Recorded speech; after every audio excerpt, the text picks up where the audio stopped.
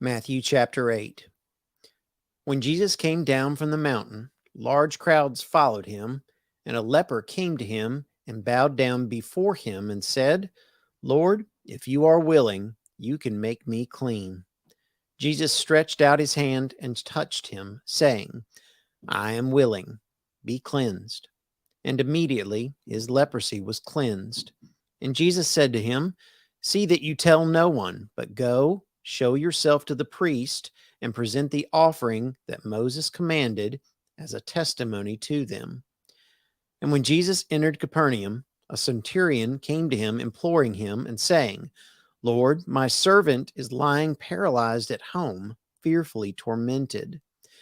Jesus said to him, I will come and heal him. But the centurion said, Lord, I am not worthy for you to come under my roof, but just say the word, and my servant will be healed. For I also am a man under authority, with soldiers under me.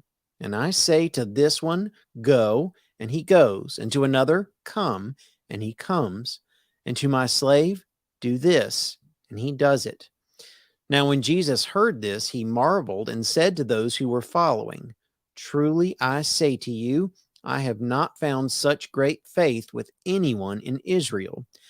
I say to you that many will come from east and west and recline at the table with Abraham, Isaac, and Jacob in the kingdom of heaven.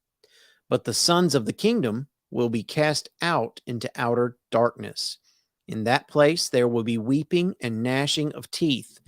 And Jesus said to the centurion, Go, it shall be done for you as you have believed.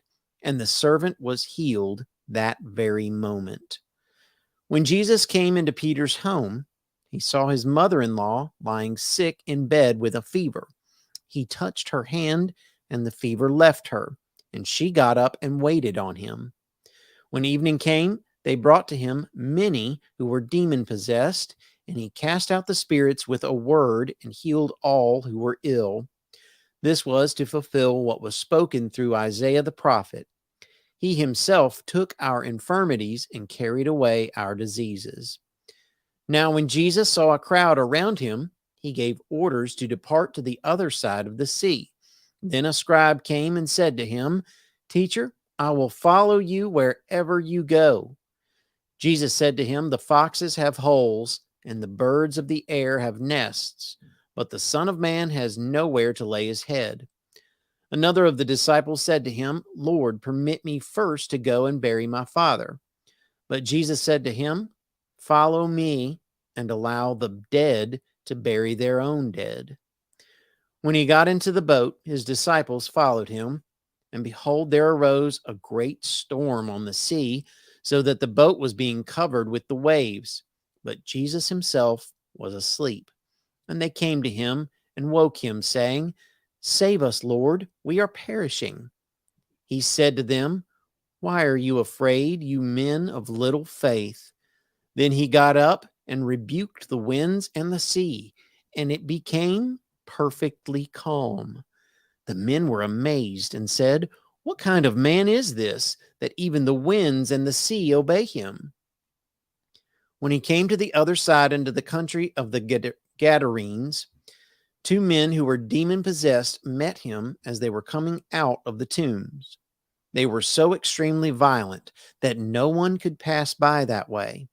And they cried out, saying, What business do we have with each other, Son of God? Have you come here to torment us before the time? Now there was a herd of many swine feeding at a distance from them. The demons began to entreat him, saying, If you are going to cast us out, send us into the herd of swine.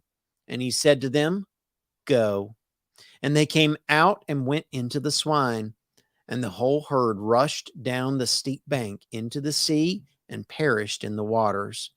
The herdsmen ran away and went to the city and reported everything, including what had happened to the demoniacs. And behold, the whole city came out to meet Jesus. And when they saw him, they implored him to leave their region. Matthew 8.